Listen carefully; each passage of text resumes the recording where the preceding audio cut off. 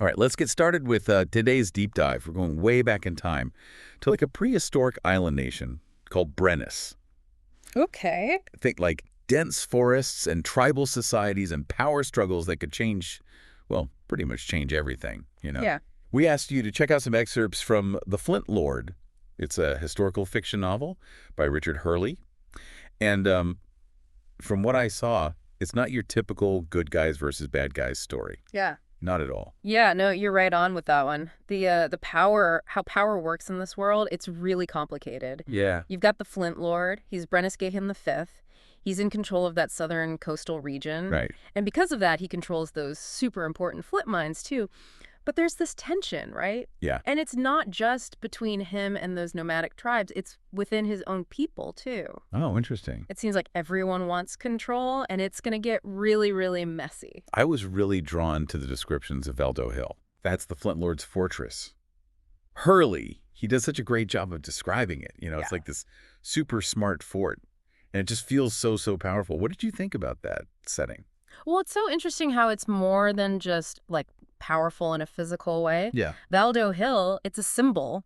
It shows how much the Flint Lord wants to control everything. Like, he wants to force the wilderness to be ordered and organized. Totally different than how those nomads live. Right. It's like this clash of totally different ways of seeing the world, and that's like the heart of the story. And then there's Ika. Yeah. She's the Flint Lord's sister. Their relationship is, well, let's just say it's definitely not just sibling rivalry. For sure. She seems to have this, like, dark influence over him. Yeah. It makes you wonder, how much of his ruthlessness is because of her. I'm really curious to see how that unfolds as we dig deeper. Yeah, she's definitely a character to watch. How she affects Gehan, it adds this whole other layer to these power struggles. Right. It's a reminder that even the most powerful leaders, they're still shaped by the people they're close to. Sometimes for the better, sometimes not. Before we get into the story, I gotta ask you, what about this world is really sticking with you so far? Like, what questions are already popping up for you? Well, the book, it seems to be hinting at something really interesting about power. You know how oppression usually leads to rebellion. Right.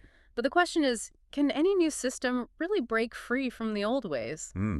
That's a good question. I'm really interested to see how HERLEY explores that idea. Okay, so let's paint a picture of this world for everyone listening. Just imagine Brennus, it's an island nation.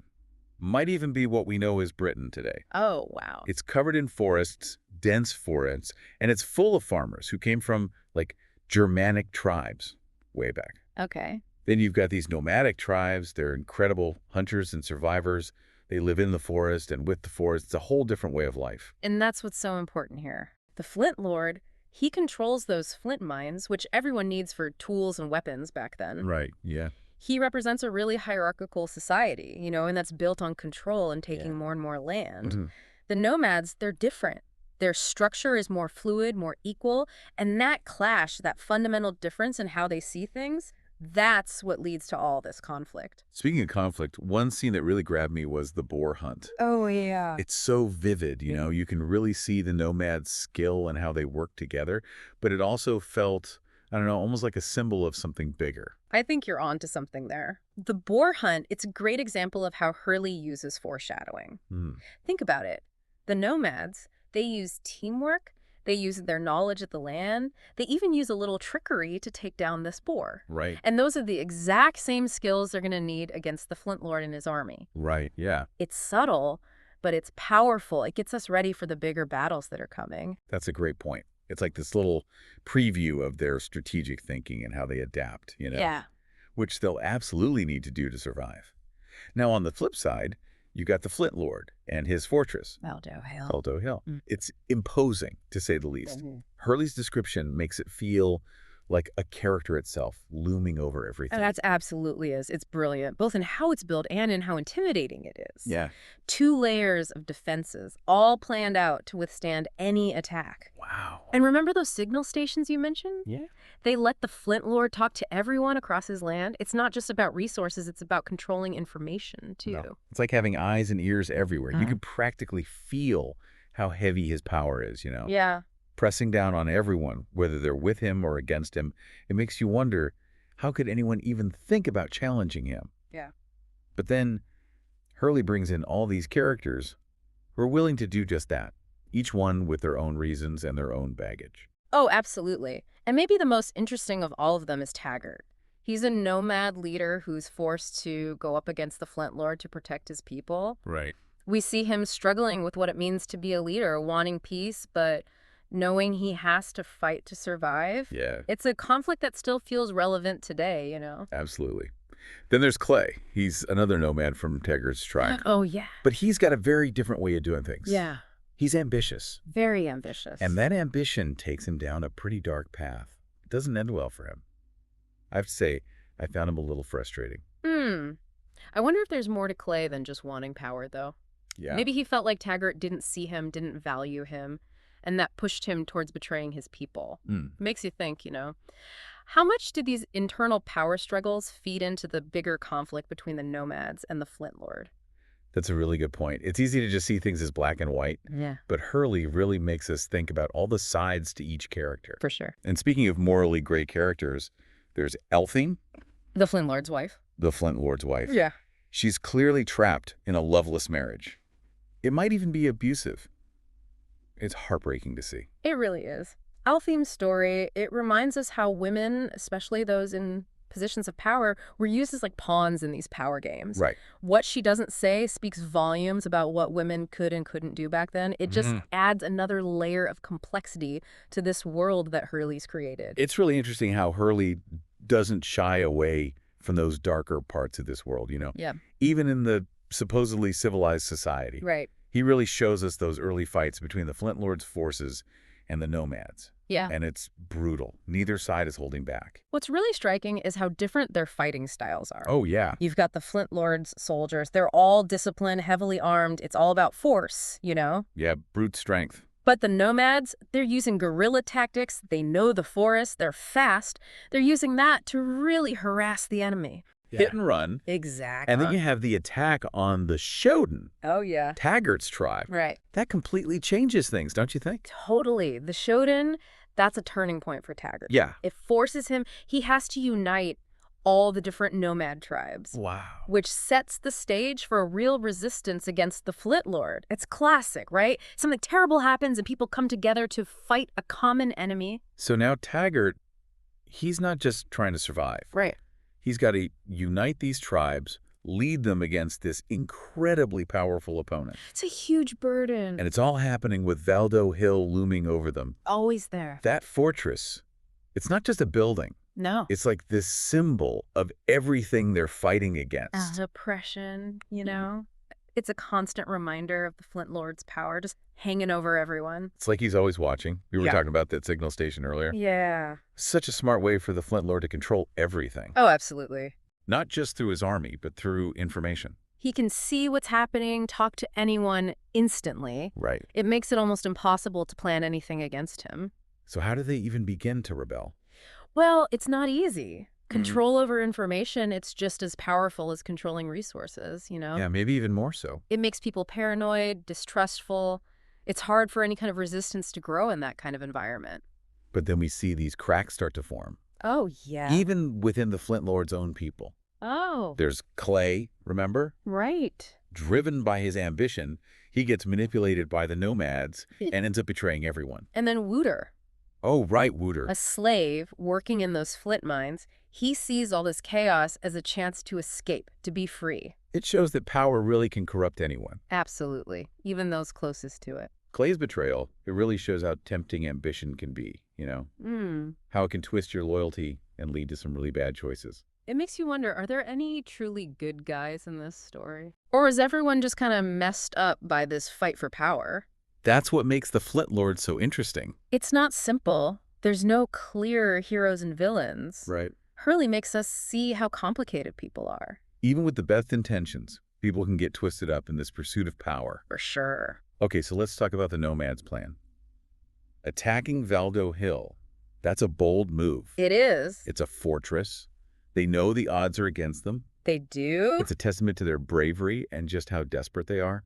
Their plan, it's fascinating. It's not just a straight-on attack. Yeah. They're hitting the Flint Lord where it hurts. Score. You've got Bubek creating a distraction down in the village. Right. And Taggart, he's going for the flint mines. That's where the Flint Lord gets his wealth and power, you know? The source of it all. Exactly. Oh, and the beacon? Ah, yes. It's simple, but it's effective. It keeps their attack coordinated. They're resourceful, you know? They adapt. They improvise. It's cool how HERLEY uses historical details. Oh, yeah. We tend to think of prehistoric societies as primitive, Right. but he shows us that they were capable of real strategic thinking. Absolutely. And those tree trunk traps, Oh, brilliant. they use their knowledge of the forest to their advantage. It's like David and Goliath, right? Yeah. The underdog uses their smarts to overcome a much stronger force. The battle itself, HERLEY doesn't hold back on the details. No, he doesn't. We see the Flint Lord's army using some terrifying weapons, like the toaster. Oh, yeah. That's a nasty one. Basically a giant crossbow launching burning projectiles. And then the Werfer? Even worse. Imagine a catapult, but instead of rocks, it's throwing fireballs and bodies. Oh, wow. It's brutal. A reminder of how awful war can be. And how it messes with your mind. Absolutely. The Werfer is a disturbing image, for sure. Yeah. But in all that chaos, another rebellion starts. The slaves in the Flint mines. Right. They rise up too. They're desperate for freedom. It shows how even in the darkest times, people can still resist. It's not just two armies fighting anymore. It's about individuals fighting for their freedom. Exactly. And then there's Gihan. The Flint Lord. He's supposed to be invincible, right? Seems like it. But he breaks down. It's Ikazda. His sister. Yeah, it pushes him over the edge. It's a reminder that everyone is human. Even the most powerful leaders. They can still feel grief and despair. It's an interesting change for his character. Yeah. You first see him as this ruthless, calculating guy, Right. and then he just crumbles. It makes you wonder if, deep down, he was always insecure. Maybe. Maybe he needed Ika to keep his power. It's possible. When she dies, it's like his mask falls off. We see him for what he really is. Right. Fragile. Self-destructive. Makes you think about his actions differently. Yeah, and the real cost of all that ambition. So Valdo Hill falls, the Flint Lord is defeated, but But is it really a victory? that's the question. Will the nomads be able to keep the peace? Or will they become just like the Flint Lord? You know, it's hard to believe that there's even more to this story after a battle like that. Valdo Hill falls. The Flint Lord's power is gone. But HERLEY doesn't end it all nice and tidy. You know, he doesn't. It might feel like the end, but it's more like a beginning. Right. A beginning with a lot of uncertainty and a lot of danger. Yeah. The Flint Lord loses everything. Power, people, even his home. The Vuchin betrayed him, and he has to run. It's kind of wild to see him without all that power, all those fancy things. Right. How does he even survive, let alone, cause more trouble? That's where we see how resourceful he really is. Yeah. He has to depend on those few people who are still loyal, the Trundlemen. And he has to use his knowledge of the land. Right, you can't just order people around anymore. Exactly. Remember, before he was the Flint Lord, he was a hunter, a skilled one. So it's like he's going back to his roots. In a way, yeah. He's not this powerful ruler anymore, sitting in his fortress. He's vulnerable. Someone's hunting him. That has to change him somehow, right? You'd think so. It definitely strips away that illusion of being all-powerful. Yeah. Meanwhile, Taggart's got his own problems back in Valdo. He has to deal with the freed slaves. He has to negotiate with all these different nomad tribes. It's a lot. Try to create some kind of order. Sounds like a recipe for disaster to me. It's definitely not easy. Taggart's in a tough spot. Yeah. He was fighting to overthrow the Flint Lord, and now he's in that same position. He has to create a new system, a new way of governing, and the choices he makes, they'll decide the fate of everyone, the nomads and the people who lived in Valdo before. Winning a battle is one thing, but building lasting peace, that's a whole other story. It really is. And Taggart doesn't have a lot of time. He knows the Flint Lord is still out there. Right. And there could be other threats, too.